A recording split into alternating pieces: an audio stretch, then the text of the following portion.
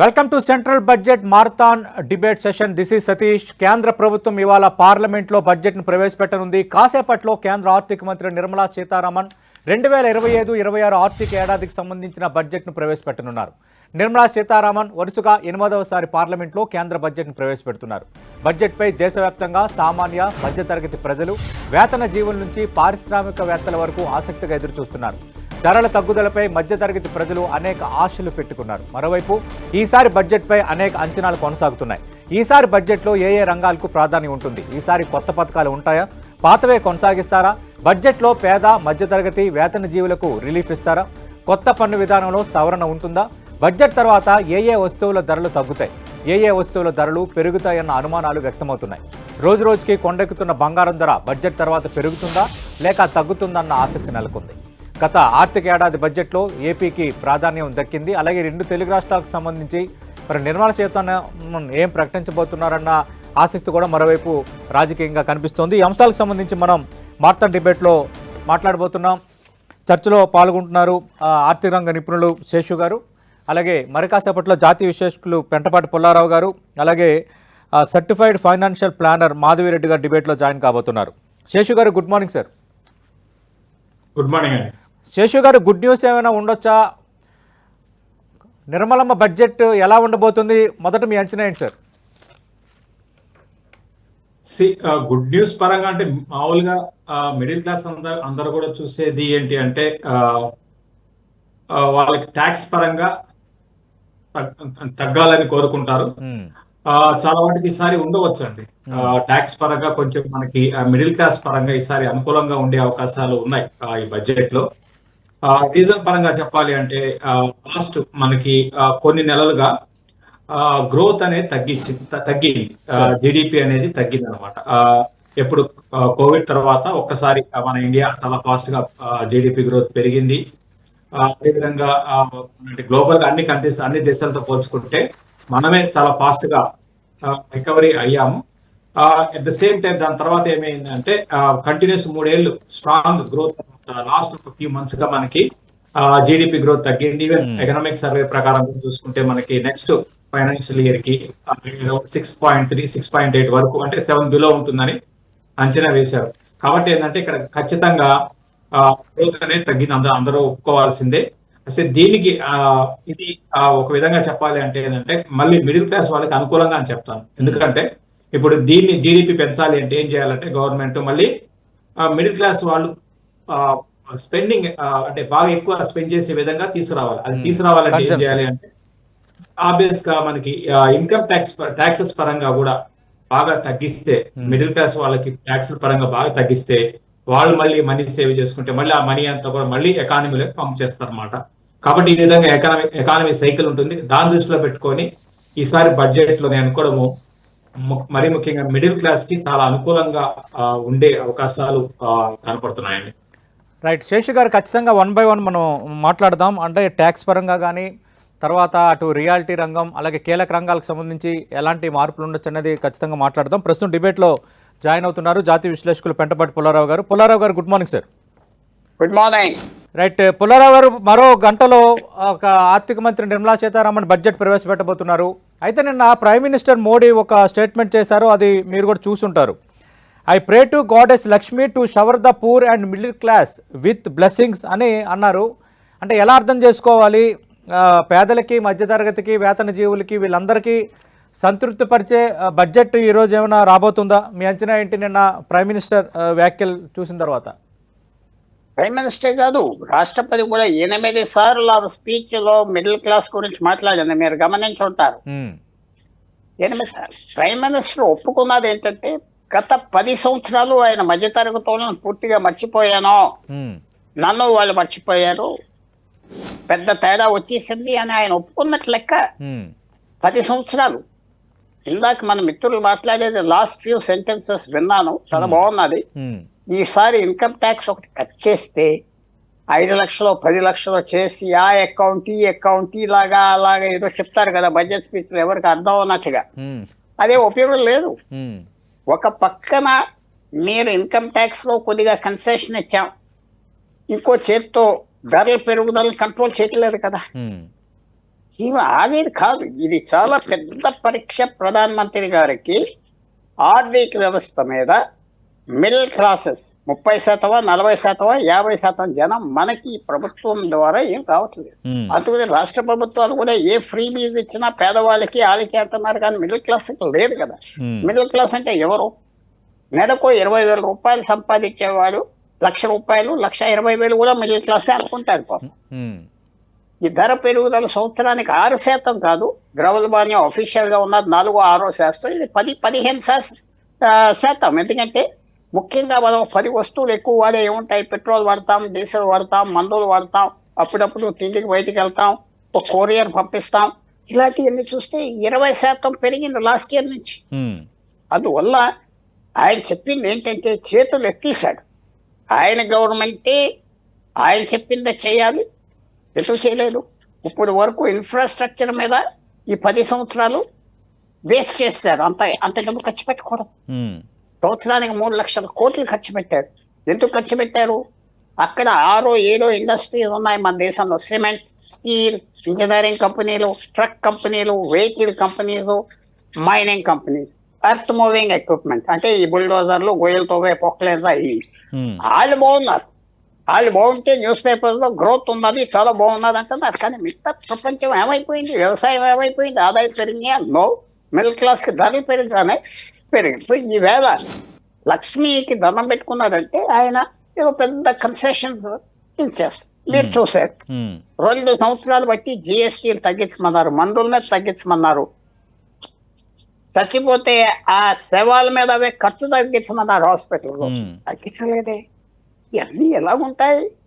ప్రజలకి చాలా ఇది నా వరి ఏమిటంటే ఈ బడ్జెట్ ఏదో కాస్మెటిక్ గా ఇన్కమ్ ట్యాక్స్ 3.5 లక్షల నుంచి 10 లక్షల వరకు పెంచాం, మీకు అంతవరకు కట్టక్కర్లేదు, జనానికి 20,000 ఇచ్చాం అవన్నీ అంటారా? దాంతో వాళ్ళు తృప్తి వస్తుందా అంటే వాళ్ళు చాలా ప్రమాదంలో ఉన్నారు. చాలా ప్రమాద పరిస్థితిలో ప్రభుత్వం ఉన్నారు. ఎందుకంటే ఒక రాజకీయ నాయకుడికి, ఒక ప్రధానమంత్రికి, ఒక ప్రెసిడెంట్ కి, ఒక ముఖ్యమంత్రికి విరోధి అపోజిషన్ నాయకుడు కాదు. ఎప్పుడు విరోధి ఆర్థిక వ్యవస్థ. నువ్వు ఆర్థిక వ్యవస్థ సరిగ్గా చూసుకోకపోతే ఇంకెవరు అక్కర్లేదు, నేను ఎలా బయటికి పంపించేయాలి అని అంతే చూస్తారు. ఎవరు వచ్చినా పర్వాలేదంట. ఆ పరిస్థితి వచ్చేసిందా? అది మీరు ఇవాళ బడ్జెట్ లో నేను ఎదురు చూసేది ఏంటంటే పూర్తిగా రిపేర్ చేస్తారా, లేకపోతే ఏదో మొహానికి పౌడర్ వేసుకున్నట్టుగా చేస్తారా? అది చూడాలి.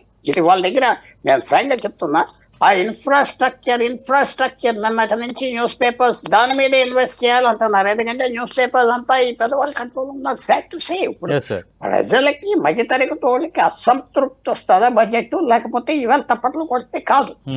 మీరు లాస్ట్ బడ్జెట్ చూడండి, చాలా బాగా చేసామన్నారు. ఏం అవ్వలేదు కదా.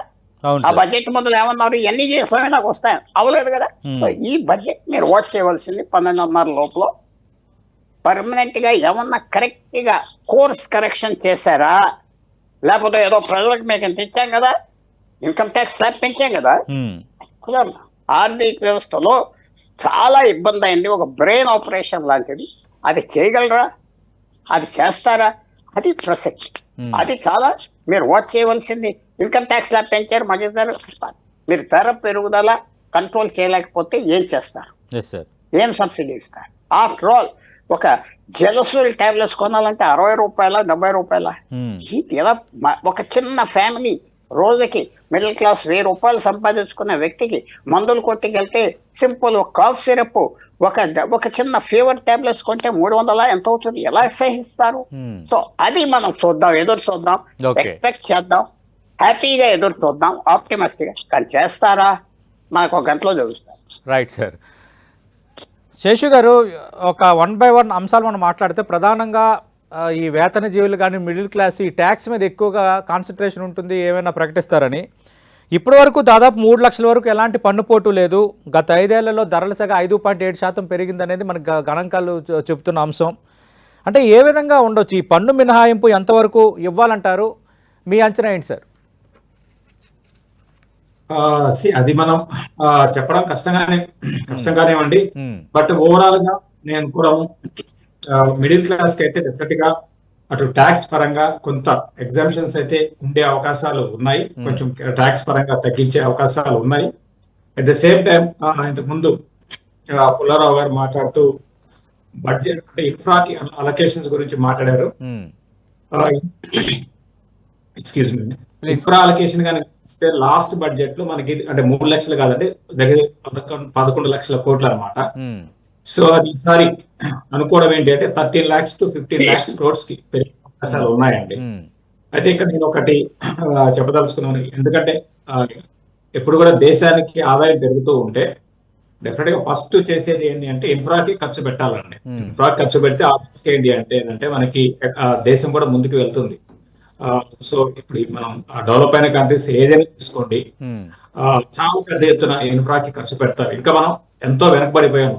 హైవేస్ పరంగా మనకి ఎంతో చేసుకోవాల్సింది ఉంది. తర్వాత పోర్ట్స్ కానివ్వండి, ఎయిర్పోర్ట్స్ కానివ్వండి, ఇట్లా చాలా చేసుకోవాల్సింది ఇన్ఫ్రాకి చాలా ఉంది. ఇప్పటికీ మన ఇండియాలో 130 ఎయిర్పోర్ట్స్ మాత్రమే ఉన్నాయండి. సో కాబట్టి ఏంటంటే ఇన్ఫ్రాకి ఖర్చు పెట్టకూడదని అనకూడదు. ఇన్ఫ్రా ఖచ్చితంగా స్పెండింగ్ అనేది ప్రతి ఇయర్ కూడా పెడుతూ ఉండాలి. మళ్ళీ అది బ్యాక్ టు అది కామన్ మ్యాన్కే వస్తుందండి. ఎవరు ఇన్ఫ్రా ఖర్చు పెడితే మళ్ళీ ఎవరు చిన్న పని చేసుకునే వాళ్ళు, కూలి వాళ్ళు కావచ్చు, వీళ్ళే బాగుపడతారు. కాబట్టి ఇన్ఫ్రాకి నా సైడ్ నుంచి ఏంటంటే డెఫినెట్ గా ఇన్ఫ్రా ఖర్చు పెట్టాలి government. At the same time ఇంతకుముందు పుల్లారావు గారు చెప్పినట్టుగా ఏంటంటే కామన్ మ్యాన్ కూడా, ఎందుకంటే వాళ్ళని దృష్టిలో పెట్టుకొని సో ఇప్పుడు ఆ ఇన్ఫ్లేషన్ కూడా బాగా పెరిగింది. ఇన్ఫ్లేషన్ పెరగడానికి ప్రధాన కారణం ఏంటంటే కోవిడ్ తర్వాత మన ఇండియాలో విపరీతంగా ఏ దేశంలో లేని విధంగా స్పెండ్ ఇంకా ఎక్కువైందండి. బాగా విపరీతంగా ఖర్చు పెట్టడం స్టార్ట్ చేశారు. సో దాని కారణంగా ఆ ఇన్ఫ్లేషన్ అనేది పెరిగింది. దీంతో పాటు గ్లోబల్ ఇన్ఫ్లేషన్ పెరిగిందండి. గ్లోబల్ గా ఎసెన్షియల్ అన్ని కమాడిటీస్ అన్ని కూడా మనకి మీరు చూస్తే సిల్వర్ కావచ్చు, అల్యూమినియం కావచ్చు, క్రూడ్ ఆయిల్ కావచ్చు, ఈ విధంగా అన్ని పెరిగాయి. సో దాని కారణంగా కూడా మనకి పెరిగింది. అన్ఫార్చునేట్ గా లాస్ట్ ఇయర్ మనకి ఇయర్ కాదు, లాస్ట్ ఇయర్ కూడా మాన్సూన్ బాగలేదు, అది కూడా ఒక కారణం అనమాట. సో ఇవన్నీ దృష్టిలో ఇవన్నీ కూడా కారణాలు మనకి ఇన్ఫ్లేషన్ పెరగడానికి. అయితే లాస్ట్ 3 నెలలుగా కొంచెం తగ్గింది ఇన్ఫ్లేషన్. ఈసారి మాన్సూన్ ఇన్ఫ్లేషన్ కొంచెం తగ్గే అవకాశం ఉంది. ఇంకా చెప్పాలంటే మన ఇండియా అనేది డెఫినెట్ గా అటు గవర్నమెంట్ కొంచెం మిడిల్ క్లాస్ కి కొంచెం సపోర్ట్ చేస్తే ఇంకా దేశం ఇంకా ముందుకు వెళ్లే అవకాశాలు ఉన్నాయి. నెక్స్ట్ డెకేడ్ అనేది మన ఇండియా డెఫినెట్ గా గ్లోబల్ గా అన్ని కంట్రీస్ ని డామినేట్ చేసే వైపు వెళ్తుంది. ఇప్పుడు కానీ గమనిస్తే మనం 4th పొజిషన్ లో ఉన్నాము. నెక్స్ట్ నేను కూడా 2 years లో 3rd పొజిషన్ కి వచ్చే అవకాశం ఉంది. జపాన్ ని, ఈవెన్ జర్మనీని కూడా దాటి 4 trillion ఎకానమీగా ఇండియా అవతరించబోతుంది. కాబట్టి ఏంటంటే నేనైతే ఓవరాల్ గా ఇండియన్ ఎకానమీ మీద నెక్స్ట్ 10 ఏళ్ళు 15 ఏళ్ళు అంటే ఏ గవర్నమెంట్ వచ్చినా, ఈ గవర్నమెంట్ బీజేపీ కావచ్చు, లేకపోతే ఇంకోటి కాంగ్రెస్ కావచ్చు, ఎవరైనా కావచ్చు, వచ్చినా కూడా పాజిటివ్ గా ఉన్నారు. దీనికి రీజన్ ఏంటి అంటే ఇక్కడ గవర్నమెంట్ కాదండి, జనాల్లో ఇన్కమ్ పెరిగింది. అంటే ఒక వర్గం అందరం కాదు, మళ్ళీ మీరు పర్ క్యాపిటల్ ఇన్కమ్ చేసుకుంటే ఇంకా తక్కువే ఉన్నాం, ఎందుకంటే మనకి 140 కోట్లు కాబట్టి. సో వాళ్ళంటే ఒక చేంజ్ అనమాట, అంటే ట్రాన్స్ఫర్మేషన్. ఒక మిడిల్ క్లాస్ కాస్త కొంచెం మిడిల్ క్లాస్ కి వెళ్ళారు, మిడిల్ క్లాస్ కి ఉన్న వాళ్ళు ఎబోవ్ మిడిల్ క్లాస్ కి వెళ్ళారు. ఇటువంటి మార్పులు మనం చూస్తున్నాం. సో కాబట్టి ఏంటంటే దానికి తగ్గట్టుగా మీరు కొన్ని డేటాస్ కానీ చూసుకుంటే కార్లు పరంగా చూసుకుంటే ఒక 2 years back 32 lakhs cars sale అవుతాయి, ఈ రోజు 40 lakhs కార్స్ సేల్ అవుతున్నాయి. నెక్స్ట్ ఇయర్ 40 కార్స్ సేల్ గా ఉన్నాయి. సో ఈ విధంగా మనకి అన్ని డేటాస్ కూడా ఏవైతే ఎకానమీకి చెందిన డేటాస్ అంటాం, ఇవన్నీ కూడా ఏం రిఫ్లెక్ట్ చేస్తున్నాయి అంటే ఇండియా అనేది నెక్స్ట్ లెవెల్ కి వెళ్ళబోతుంది అనేది మనకి రిఫ్లెక్ట్ చేస్తుంది. కాబట్టి నేనైతే ఇండియన్ ఎకానమీ మీద పాజిటివ్ గా ఉన్నాను. ఇంకా ఫైనల్ గా పొలిటికల్ అటువంటి మాటలు కాకుండా బట్ ఇటువంటి మిడిల్ క్లాస్ రిలేటెడ్ కొంచెం అనుకూలంగా బడ్జెట్ ఉండాలి. సేమ్ టైం ఇంకోటి ఏంటంటే మీకు ఇన్సూరెన్స్ అండి, హెల్త్ ఇన్సూరెన్స్ పరంగా మనకి దాని మీద కూడా జిఎస్టీ ఉంది. అవును. సో అటువంటి కొన్ని మన ఇండియాలో మన హెల్త్ మనమే చూసుకోవాలి. వేరే వెస్టర్న్ కంట్రీస్ లో కానీ గమనిస్తే అక్కడ చాలా వరకు ఇప్పుడు యూరోప్ కానివ్వండి, అమెరికా కానివ్వండి, అక్కడ గవర్నమెంట్స్ మంచి బ్రహ్మాండమైన ఫెసిలిటీస్ ఇస్తాయి. అఫ్ కోర్స్ అక్కడ ట్యాక్స్ వేరండి, అక్కడ దగ్గర మనం ట్యాక్స్ ఎక్కువ మనం అనుకుంటున్నాము. బట్ వేరే కంట్రీస్ యూరోప్ మొత్తం కూడా 40 నుంచి 55 ట్యాక్స్ బ్రాకెట్ లో ఉన్నారు. సో మన ఇంకా 18 దగ్గరే ఉన్నాం అనమాట. అట్ ది సేమ్ టైం వాళ్ళ ఫెసిలిటీస్ కూడా ఆ విధంగా ప్రొవైడ్ చేస్తున్నారు. ఏమన్నారంటే అదే సార్ మీరు అన్నట్టుగా అక్కడ 40 to 50% ట్యాక్స్ బ్రాకెట్లో ఉన్న అక్కడున్న ఫెసిలిటీస్ అక్కడ సిస్టమ్ కానీ ఇక్కడ కొంత తేడా ఉంది కదా.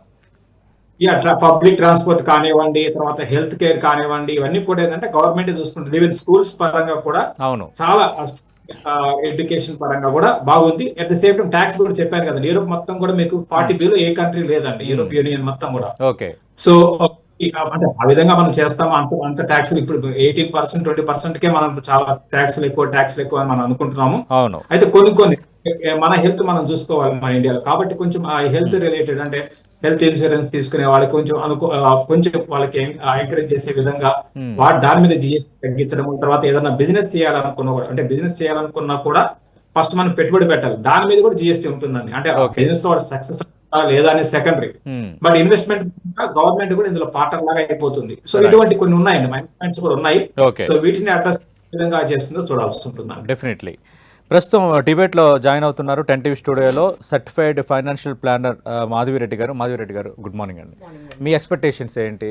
ప్రధానంగా మీరు సర్టిఫైడ్ ఫైనాన్షియల్ ప్లానర్గా ఉన్నారు. ఈ మిడిల్ క్లాసు వీళ్ళందరూ వాళ్ళకు వస్తున్న ఆదాయంలో ఒక 30%, ఒక 20% సేవింగ్స్. కోవిడ్ తర్వాత ఎక్కువ మంది ఈ మ్యూచువల్ ఫండ్స్ అలాగే స్టాక్ మార్కెట్ వైపు కొంత వాళ్ళకి ఇంట్రెస్ట్ కలిగింది. ప్రస్తుతం ఉన్న బడ్జెట్ నేపథ్యంలో ఎక్కువగా ఇన్కమ్ ట్యాక్స్, తర్వాత ఇప్పుడు శేషు గారు ప్రస్తావించారు హెల్త్ ఇన్సూరెన్స్, తర్వాత ఈ రియాలిటీ రంగం సంబంధించి ₹1,00,00,000 మించినవే ఎక్కువగా సేల్ అవుతున్నాయి, బిలో ₹1,00,00,000 సేల్ అవ్వట్లేదు. హైదరాబాద్లో కూడా దాదాపు 69% పరిస్థితుంది అంటున్నారు. మీ అంచనా ఏంటి? సో ఈ రోజు అయితే గ్రోత్ ఓరియంటెడ్గా ఉండాలి, ఎందుకంటే ఎస్పెషల్లీ జీడిపి గ్రోత్ అనేది మనకి చాలా వరకు 6.3 నుంచి 6.8% మధ్యలోనే మనము రీచ్ అవ్వగలము అనేది ఒక పాయింట్ చెప్పారండి. That is very alarming. అంటే ఇంత పాపులేషన్ ఉన్న మన కంట్రీకి, గ్రోయింగ్ ఎకానమీ అయిన మన కంట్రీకి ఈ 6.3, 6.5% అయితే ఎస్పెషల్లీ మనకి సరిపోదండి. అంటే we need more employment opportunities కానీ, జాబ్ ఆపర్చునిటీస్ కానీ, మనకి జాబ్ క్రియేషన్ కానీ చాలా చాలా అవసరం, ఎందుకంటే మన youngest population. So many people are looking for the jobs. వాళ్ళకి ఇన్కమ్ లెవెల్స్ కూడా బాగా, అంటే ఈ మధ్య మనం చూస్తుంటే శాలరీస్ ఏం పెరగట్లేదండి.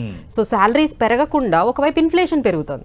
సో ఏ కామన్ పర్సన్ ఈ ఇన్ఫ్లేషన్ బీట్ చేసినంత ఇన్కమ్ లేకుండా ఉండడం వల్ల సేవింగ్స్ కూడా డెకేడ్ లోకి వెళ్ళిపోయండి. ఎవరు కూడా సేవింగ్స్ చేసే అంత పరిస్థితుల్లో లేరు. ఇంకా కొన్ని మిస్టేక్స్ వాళ్ళు కూడా కొంచెం ఈ హెల్త్ ఇన్సూరెన్స్ తీసుకోకుండా, ఎందుకంటే కాస్ట్లీ అవుతుంది కదా, చాలా ప్రీమియమ్స్ పెరిగాయండి. అప్పట్లో మేము హెల్త్ ఇన్సూరెన్స్ క్లయింట్స్ కి సజెస్ట్ చేస్తే 15,000 20,000 అయ్యేది, ఇప్పుడు 40,000 అవుతుంది విత్ జిఎస్టీతో కలిపి. సో వాళ్ళు కూడా అమ్మో ఇంత వద్దులేండి మేడం, ఎందుకంటే వాళ్ళకి ఆ అమౌంట్ అనేది ఏం మిగలడం లేదు. ఆఫ్టర్ ఆల్ లివింగ్ ఎక్స్పెన్సెస్ తర్వాత వాళ్ళకున్న ఒక ఈఎంఐ ఏదో ఉంటుంది, దాని తర్వాత ఇంకేమీ వాళ్ళకి హైయర్ ఎడ్యుకేషన్, పిల్లల ఎడ్యుకేషన్ స్కూల్స్ కూడా మీరు చూస్తే చాలా ఎక్స్పెండిచర్ అవుతుందండి. సో ఫైనల్ గా వాళ్ళు చూస్తే ఇక సేవింగ్స్ అనేది చాలా కష్టంగా ఉంటుంది. సో దానివల్ల వాళ్ళ ఫైనాన్సెస్ అన్ని కూడా కొంచెం డీరేల్ అయినట్టుగా లాస్ట్ 2 years నుంచి వాళ్ళ శాలరీలు పెరగక, ఒకవైపు ఈ ఎక్స్పెండిచర్ అనేది బాగా పెరగడం వల్ల అయితే చాలా ఇబ్బంది పడుతున్నారండి. మేము కూడా చూస్తున్నాము, ఒక ట్రెండ్ స్టార్ట్ అయిందండి. మ్యూచువల్ ఫండ్స్ లో కూడా ఎస్ఐపి అనేది స్టార్ట్ చేస్తున్నారు.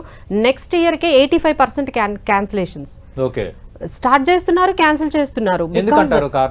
అదేనండి, because of they couldn't able to sustain this expenses along with the lower incomes. Business incomes కూడా మీరు గమనించారు లేదా, మా దగ్గర క్లయింట్స్ అందరూ అదే చేస్తున్నారు మేడం, బిజినెసెస్ లో కూడా మాకంతా ఎక్స్పెక్ట్ చేసినంత ఇన్కమ్స్ రాలేదండి, కొంచెం స్లో అయిందండి. ఎందుకంటే all these leads to lower consumption, especially for the urban అండి. మనం అర్బన్ వాటి దగ్గర చూసుకుంటే రూరల్ లో కొంచెం బెటర్ గా ఉందండి consumption. When we compare to urban consumption తో కంపేర్ చేస్తే రూరల్ కన్సంప్షన్ కొంచెం పికప్ అయింది, ఎందుకంటే వాళ్ళకి అగ్రికల్చర్ కానీ అది కానీ కొంచెం వర్షాలు అవి పడడం కొంచెం బాగుంది. అంటే కంపేర్ టు అర్బన్ తో వాళ్ళ కన్సంప్షనే బాగున్నట్టుగా మనకి కనిపిస్తుంది. సో ఈ అర్బన్ కన్సంప్షన్ లో, అర్బన్ లో ఉన్న వాళ్ళకైతే ఒకవైపు ఈ ట్యాక్సెస్, ఎక్కడికి వెళ్ళినా జిఎస్టీలు, ఏది కొనాలన్నా జిఎస్టీ, ఈవెన్ రెస్టారెంట్ కి వెళ్ళాలన్నా జిఎస్టీ.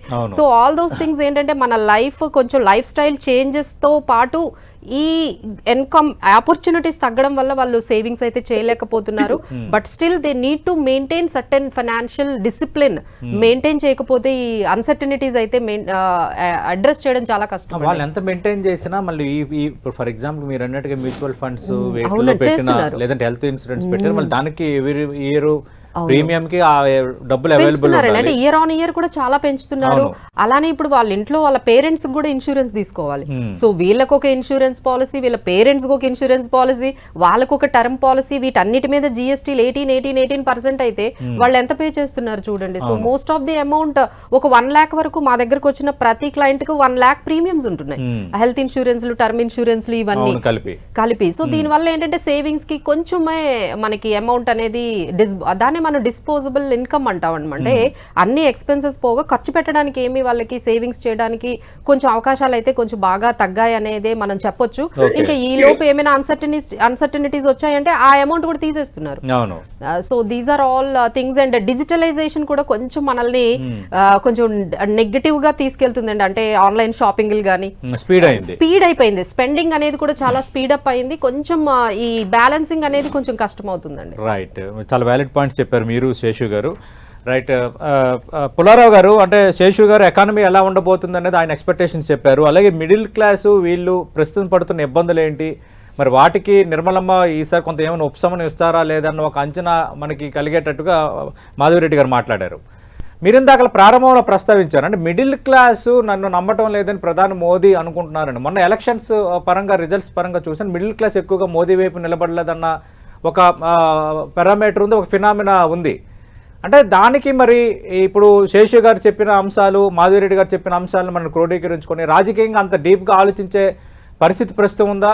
రెండోది, గత 2 టర్మ్స్ భారతీయ జనతా పార్టీకి తిరుగులేని మెజార్టీ ఉంది. అంటే మిత్రపక్షాలు ఎన్డీఏలో ఉన్నప్పటికి కూడా మ్యాజిక్ ఫిగర్కి మించిన సీట్లు భారతీయ జనతా పార్టీకి ఇండివిజువల్గా ఉన్నాయి.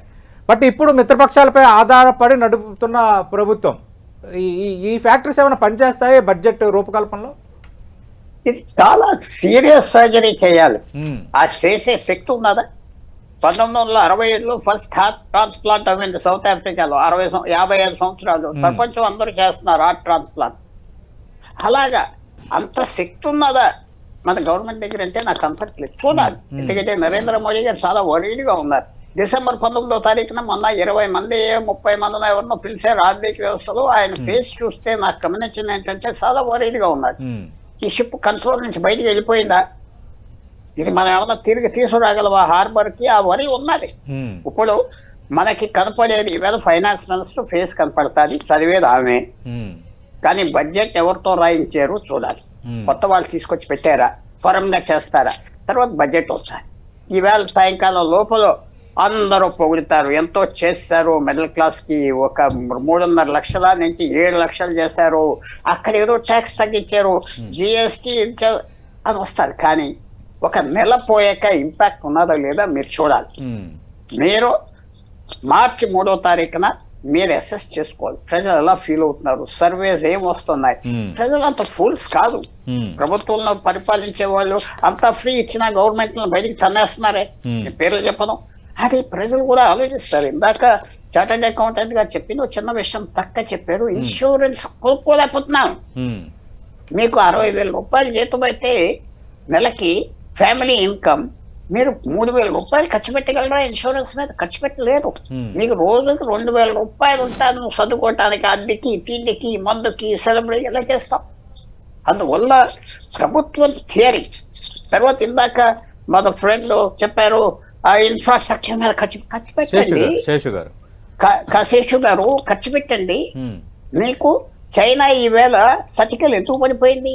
ఇన్ఫ్రాస్ట్రక్చర్ లో విశేషమైన అప్పు $1 తీసుకొచ్చి అవసరం లేని ఇన్ఫ్రాస్ట్రక్చర్, మీకు అవసరం ఉన్న ఇన్ఫ్రాస్ట్రక్చర్ కట్టాలి. హిమాచల్ ప్రదేశ్ లో గంటకి 60 కార్లు వెళ్తున్నాయి, దాంట్లో 6 లేన్ రోడ్స్ కట్టారా? మహారాష్ట్రలో 8 లేన్ రోడ్స్ కట్టారా? అది కరెక్ట్ కాదు, కట్టండి, కానీ చక్కగా కట్టాలి. మిగతా ప్రజల నుంచి మీరు మెయిన్ థింగ్ ఈ ప్రాబ్లంకి ఏమిటంటే ప్రజల చేతిలో నుంచి డబ్బు తీసుకున్నావు, నువ్వు ఇక్కడ అక్కడ ఖర్చు పెడుతున్నావు, ప్రజల చేతిలో డబ్బు లేదు, ధర పెరిగింది, దాని గురించి అడ్రస్ చేయట్లేదు. తర్వాత అందరూ అంటున్నారు మనం మిడిల్ ఇన్కమ్ దేశంలో ఉన్నాం, హై ఇన్కమ్ కి వచ్చి 20 కాదు 30 సంవత్సరాలు కూడా అవ్వదు. అందరూ ఆర్థిక వ్యవస్థలు చెప్తున్నారు 7.5% గ్రోత్ రేటు గత 15 సంవత్సరాల్లో 2-3 సార్లు వచ్చిందంతే, మళ్ళీ తగ్గిపోయాను.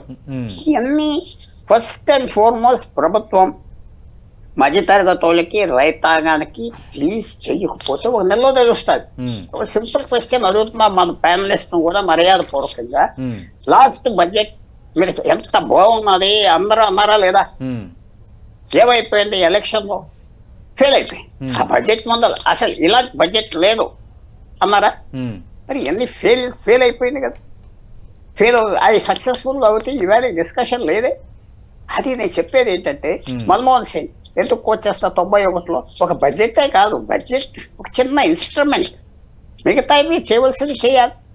అది చేయట్లేదు. చాలా రియాక్షన్ ఉన్నారు ప్రజల్లో, విశేషమైన అది మోడీ గారు గ్రహించారు, రాష్ట్రపతి స్పీచ్ గ్రహించారు, ప్రతి ఒక్కరు అదే మాట్లాడుతున్నారు. అది ఏం చేస్తారు, ఆ స్కిల్ ఉన్నదా లేదా మీకు తెలిసి ఏం చేయాలో పని, కానీ ఆ స్కిల్ ఉన్నదా లేదా ఆపరేషన్ చేయడానికి, అది మనం చూస్తాం ఇవాళ. ఆ సెన్సిటివిటీ ఉన్నదా? ఒక ఉదాహరణ చెప్తున్నా, జిఎస్టి ఇంత కలెక్ట్ చేస్తాము, 2 లక్షల నెలకు 3 లక్షలు చేస్తాము, ఆర్డీ చేస్తే బాగున్నదని ఎవరైనా ప్రపంచంలో ఏ ప్రభుత్వం అయినా పన్నులు ఎంత కలెక్ట్ చేస్తామని గొప్ప చెప్పుకుంటారు? పన్నులు ఎక్కడి నుంచి కలెక్ట్ చేస్తున్నావు? మీ ప్రజల నుంచి కలెక్ట్ చేస్తున్నావు. ఎవరి నుంచి కలెక్ట్ చేస్తున్నావు? ఎవరైనా మందు కొనుక్కుంటే వాళ్ళే ట్యాక్స్ పడుతుంది, ఇన్కమ్ ట్యాక్స్ ఎస్సీ కాకపోయినా. ఒక స్కూటర్ ఉన్న వాడికి రోజు ట్యాక్స్ పడుతుంది. ప్రపంచంలో 50% ఆయిల్ పడిపోయింది 2014 నుంచి, కానీ మన పెట్రోల్ ధరలు, డీజిల్ ధరలు తగ్గించలేదే, సేవింగ్స్ పడిపోయింది. భారతదేశం 2000 సంవత్సరాల్లో సేవింగ్స్ వల్ల బ్రతికింది ఈ దేశం. ఆ సేవింగ్స్ లేవే. ఇప్పుడు వాళ్ళు చెప్పినట్టుగా, మధులతాయి గారు చెప్పినట్టుగా సేవింగ్స్ పోయింది. జనం ఆశతో తీసుకుంటారు, వేరే ఇన్వెస్ట్మెంట్ చేద్దాం మన పిల్లలకి, కానీ 2వ సంవత్సరం వచ్చేటప్పుడు ఆదాయం లేదు. అది మీరు చాలా సీరియస్ గా చేస్తారా లేదా? ఊరుకునే సాయంకాలానికి మనం కొన్ని చేస్తా, అక్కడ మీ చీరల మీద జిఎస్టీ తగ్గించా, పిల్లల మందుల మీద తగ్గించా, అవన్నీ ఇన్ఫ్లేషన్ తగ్గిపోతే అది అంతా జోకే కదా. అవును, జోకే కదా. మీకు నేను చెప్తున్నా చిన్న విషయం చెప్పండి. మన గెస్ట్ ఇద్దరు, మన కో ప్యానలిస్ట్, మందుల ధర లాస్ట్ ఇయర్ కి ఈ సంవత్సరానికి ఎంత పెరిగింది నేను తెలుసుకున్నది, 20% పెరిగింది. అలాగా ఇవన్నీ పెరిగినప్పుడు 20% వాడే వస్తువులు. సరే, మీరు ఒక్క ప్రశ్న అడగవచ్చు, ఏవైనా చేసినాక గవర్నమెంట్ ఎస్, మెట్రో లైన్లు ఉండటం వల్ల అదొక పెద్ద మిడిల్ క్లాస్ కి, పూర్ పీపుల్ కి కాసింది కొంతవరకు. చీప్ ట్రాన్స్పోర్టేషన్, చీప్ హౌసింగ్ వచ్చింది. మీరు హైదరాబాద్ లో లగ్నీగాపూర్లో ఎక్కడో పనిచేస్తున్నారంటే ఒక 15-20 కిలోమీటర్ల దూరంలో ఇల్లు తీసుకోవచ్చు, కొద్దిగా తక్కువ అద్దెకి. అందువల్ల అలాంటి ఏమైనా గవర్నమెంట్ చేస్తుందా అది మనం చూడాలి. చాలా విద్య కావాలి. గవర్నమెంట్ ఈజ్ వెరీ వరీ, కానీ మనం ఆగాలి, సాయంకాలం వరకు అసెస్ చేయాలి. అది తగ్గించాం, ఇది తగ్గించామంటే, ఇన్ఫ్లేషన్ తగ్గించాం, మధ్య తరగతి వాళ్ళకి ఏం చేస్తున్నావు అంటే ఈ కాస్మెటిక్ ఇష్యూస్ కాకుండా ఎలా చేస్తాం అది మనకి. రైట్. సార్, ఇప్పుడు స్మాల్ బ్రేక్ తీసుకుందాం. బ్రేక్ తర్వాత ఈ బడ్జెట్ కి సంబంధించి ట్రంప్ ఎఫెక్ట్ ఏమైనా ఉందా, ట్రంప్ నిర్ణయాల ఎఫెక్ట్ ఏమైనా ఇందులో ప్రతిబింబిస్తుందా అన్న అంశం ఒకటి. రెండు తెలుగు రాష్ట్రాలకి ఎక్స్పెక్టేషన్స్ భారీగా ఉన్నాయి. ఆంధ్రప్రదేశ్లో ఆల్రెడీ ఎన్డీఏ కూటమి ప్రభుత్వం ఉన్న నేపథ్యంలో ఇంకా ఆంధ్రప్రదేశ్ అయితే గంపడాసలు పెట్టుకుంది. మన ప్రభుత్వమే కదా, ఖచ్చితంగా మాకు ఆదరిస్తారు అని. ఆల్రెడీ విశాఖ స్టీల్ ప్లాంట్కి సంబంధించి ఒక ప్యాకేజీ ప్రకటన, అలాగే పోలవరంకి ఆదుకుంటామని చెప్పిన అంశం, అలాగే దక్షిణ కోస్తా రైల్వేకి సంబంధించి ప్రైమ్ మినిస్టర్ నేరుగా వచ్చి భవనానికి శంకుస్థాపన చేసిన నేపథ్యం. వీటితో పాటు కొంత ఆర్థిక లోటు నేపథ్యంలో కొంత ప్యాకేజీ కానీ, కొన్ని విషయాల్లో ప్రాధాన్యత కానీ ఆంధ్రప్రదేశ్ కోరుకుంటుంది, మెట్రో రైల్ ఇలాంటి వాటితో పాటు. బట్ వేరే తెలంగాణకు సంబంధించి కూడా అటు భారీ ప్రాజెక్టులకు సంబంధించి, అలాగే ఏదో ఒక ప్రాజెక్టుకు జాతీయ హోదా ఇవ్వాలన్న అంశం, అలాగే రైల్వే ప్రాజెక్టులు ప్రధానంగా తెలంగాణ ఆశలు పెట్టుకున్న నేపథ్యం అయితే కనిపిస్తోంది. మరి ఆ ప్రాధాన్యం ఎలా ఉంటుంది? ఈ 2 అంశాలు పెట్టబోతున్నారు. అటు మోడీ మూడోసారి అధికారంలోకి వచ్చిన నేపథ్యంలో మరి ఈసారి బడ్జెట్ మధ్యతరగతికి ఊరటనిస్తుందా, ఏం జరగబోతుందన్నది అందరూ ఆసక్తిగా ఎదురు చూస్తున్నారు. శేషు గారు, చాలా అంశాలు మాట్లాడాం. నిన్న కేంద్ర ఆర్థిక సర్వే తీసుకుంటే ధరలు దిగొస్తాయి, మార్చి నాటికి ఆహార ద్రవ్యోల్బణం తగ్గుముఖం పడుతుంది అంటున్నారు. జరగచ్చా? మీ ఎక్స్పెక్టేషన్ ఏంటి? అనేది లాస్ట్ ఫ్యూ మంత్స్ గా కొంచెం తగ్గడం అనేది స్టార్ట్ అయిందండి. సో మామూలుగా ఏంటంటే మార్చి అనేది అంటే హిస్టారికల్ గా చూసుకున్నా కూడా ఏంటంటే మార్చిలో ఎప్పుడు కూడా ఇన్ఫ్లేషన్ తక్కువగానే ఉంటుంది. అంటే అక్టోబర్, నవంబర్, డిసెంబర్ నుంచి తగ్గడం స్టార్ట్ అవుతుంది, మార్చికి బాగా తక్కువ ఉంటుంది అనమాట. మళ్ళీ మే, జూన్ లో మళ్ళీ ఇన్ఫ్లేషన్ అనేది జనరల్ గా పెరుగుతూ ఉంటుంది. మాన్సూన్ గాని బాగుంటే మే, జూన్ లో కూడా కొంచెం పెరుగుతుంది. అయితే మనకి ఏంటి అంటే ఇన్ఫ్లేషన్ పెరగడానికి ప్రధానంగా 2 కారణాలుగా చెప్తాను. ఒకటి, గ్లోబల్ గా అన్ని కమాడిటీస్ పెరిగాయి. ఫస్ట్ ప్రధానం అది కారణం అంటే గ్లోబల్ గా కానీ గమనిస్తే అన్ని కూడా బేస్ మెటల్స్ కావచ్చు, ప్రెషియస్ మెటల్స్ కావచ్చు, అన్ని కూడా పెరిగాయి. దాంతో పాటు ఇవే క్రూడాయిల్ పెరగలేదు, కానీ క్రూడాయిల్ కూడా బాగా పెరిగింది. సో అదొక కారణం. తర్వాత మనకి ఇయర్ ఓకే, దానికి ముందు ఇయర్ ఆల్రెడీ మనం చూసాము మాన్సూన్ బాగాలేదు, 33% డెఫిసిట్ ఉంది. సో ఇవన్నీ కారణంగా ఇన్ఫ్లేషన్ పెరిగింది. తర్వాత ఇంకొక రీజన్ కూడా ఏంటి అంటే ఇన్ఫ్లేషన్ అంటే ఇన్ఫ్లేషన్ అంటే మీకు తెలిసిన ధరలు పెరగడం. అవును. సో ఇంకొక రీజన్ బాగా పర్చేసింగ్ పవర్ ఎక్కువైందండి మనకి. ఇలా కోవిడ్ తర్వాత మన ఇండియాలో ఒక ఎప్పుడు చూడని పరిణామం చూసాం. అంటే ఇండియా అనేది ట్రెడిషనల్ గా సేవింగ్ ఎకానమీ అంటారు. అంటే మన 100 రూపాయలు వస్తే 20 రూపాయలు మనం ఖర్చు పెట్టి 20 రూపాయలు సేవ్ చేసుకునే వైపు మామూలుగా ఇన్ని రోజులు ఉండేది. బట్ అది ఒక్కసారి మారిపోయింది, ఆ ట్రెండ్ మారింది అనమాట. అందరూ కూడా విపరీతంగా డబ్బు అనేది ఖర్చు పెట్టడం స్టార్ట్ చేశారు. సో దాని వల్ల కూడా ధరలు పెరిగాయి. సో నేను కూడా కొంచెం తగ్గే అవకాశాలు ఉన్నాయి. దానికి రీజన్ పరంగా చెప్తే ఇప్పుడు కొంచెం సేవింగ్స్ అనేది బాగా తగ్గాయి అనమాట. సేవింగ్స్ డేటా కానీ గమనిస్తే బాగా తక్కువ ఉన్నాయి. మీరు చూస్తున్నారు బ్యాంక్స్ కూడా కంగారు పడిపోతున్నాయి. ఎందుకంటే బ్యాంక్స్ డబ్బు ఉండటం లేదండి. ఒకప్పుడు మన ఇండియాలో బ్యాంక్స్ లో ఫిక్స్డ్ డిపాజిట్ అని లేకపోతే కొంత అమౌంట్ ప్రతి ఒక్కరు కూడా బ్యాంకులో ఉండేది. ఇప్పుడు ఏదైనా అంతా తీసి బయటికి అటు స్టాక్ మార్కెట్ లో ఇన్వెస్ట్ చేస్తున్నారు. ఇంకొక కొత్త పరిణామం ఏంటి అంటే కోవిడ్ తర్వాత రికార్డు స్థాయిలో కొత్తగా డిమాట్ అకౌంట్లు ఓపెన్ అయినాయి. కోట్లు, కోవిడ్ కి ముందు 4 కోట్ల మంది ఇన్వెస్టర్స్ ఉంటే ఈ రోజు దగ్గరగా 15-16 కోట్ల మందికి ఇన్వెస్టర్స్ పెరిగారనమాట. సో స్టాక్ మార్కెట్ లో విపరీతంగా ఇన్వెస్ట్ చేస్తున్నారు. అదేవిధంగా స్టాక్ మార్కెట్ అనే కాదు, కొత్త ఆలోచనతో చాలా మంది రిస్క్ కూడా తీసుకుంటున్నారండి. కాబట్టి ఇవన్నీ కారణాలు అన్నమాట ఇన్ఫ్లేషన్ మనకి పెరగడానికి. నేను కూడా నెక్స్ట్ ఒక 5-6 నెలలు కొంచెం ఇన్ఫ్లేషన్ తక్కువగానే ఉండే అవకాశాలు ఉన్నాయి. జీడిపి తగ్గినప్పుడు ఆబ్వియస్ గా ఇన్ఫ్లేషన్ కూడా తగ్గుతుందండి. మళ్ళీ దీన్ని పెంచాలి అంటే గవర్నమెంట్ చేతిలో ఉన్నది ఏంటంటే కొంచెం మళ్ళీ స్టార్టింగ్ మనం అనుకున్నట్టుగా కొంచెం మిడిల్ క్లాస్ కి కొంచెం అనుకూలంగా, అంటే వాళ్ళ సేవింగ్ అంటే వాళ్ళకి అదే ట్యాక్స్ తగ్గించడం ఇటువంటి ఏదైనా బెనిఫిట్స్ వాళ్ళు సేవింగ్ చేసుకున్న దాన్ని మళ్ళీ వాళ్ళు ఏదైనా కొనుక్కోవడానికి వస్తువులు కొనుక్కోవడానికి వాటి వైపు మళ్ళీ వాళ్ళు మొగ్గు చూపుతారు. తద్వారా మళ్ళీ ఎకానమీకి అది పాజిటివ్ అంశంగా అవుతుందండి. రైట్. పెంటపాటి పుల్లారావు గారు, అంటే ట్రంప్ ఎఫెక్ట్ ఏమైనా ఉంటుందా? అలాగే భారత్ కూడా మినహాయింపు కాదని ఆయన ఆల్రెడీ ఒక ప్రకటన చేశారు సుంకాలు విధించడంలో. కానీ America first, America gain again అంటూ ఆయన మళ్ళీ వచ్చారు. దాని ఇంపాక్ట్ ఏమైనా బడ్జెట్ పై ఉంటుందా, ఉండకపోవచ్చా? ప్రస్తుతం ఈ బడ్జెట్ మీద ఉండదు. ఎందుకంటే మొన్న నరేంద్ర మోడీ ప్రధానమంత్రి గారు డొనాల్డ్ ట్రంప్ తో మాట్లాడిన ఫిబ్రవరి నెలలో వస్తాం, కలుద్దాం, మనం ఇద్దరం కలిసి మీకు కావాల్సింది ఎంతవరకు చేయగలమో చేస్తాం అన్నాడు. ఇమీడియట్ గా డొనాల్డ్ ట్రంప్ ఏమన్నాడు, నరేంద్ర మోడీ కరెక్ట్ డిసిషన్స్ తీసుకుంటాడు, నాకు కాన్ఫిడెన్స్ ఉన్నది అన్నాడు. నిన్న వైట్ హౌస్ నుంచి అనౌన్స్మెంట్ వచ్చింది. చైనా మీద 25%, మెక్సికో మీద 25% అనుకుంటా, కెనడా మీద 10%, ఏదో 3 దేశాల మీద వేస్తున్నామని చెప్పేశారు. భారతదేశం మీద ఇంకా చెప్పలేదు. ఎందుకంటే నెగోసియేషన్స్ అమెరికా మనకి పెద్ద ఇబ్బంది లేదు. అమెరికాతో మనకి $30 బిలియన్ ఎక్స్పోర్ట్స్ ఎక్కువ ఇంపోర్ట్స్ కంటే అమెరికా నుంచి. అది అందరూ ఏ నిర్ణయానికి వచ్చారంటే ప్రభుత్వంలో మన ఆయిల్, గ్యాస్ వాళ్ళ నుంచి కొనుక్కుంటే ఇంకా చాలా వరకు కవర్ అవుతుంది. కొన్ని విమానాలు కూడా ఎక్కువ కొంత అమెరికా నుంచి అదే అడుగుతున్నారు, ట్రంప్ చేస్తారు.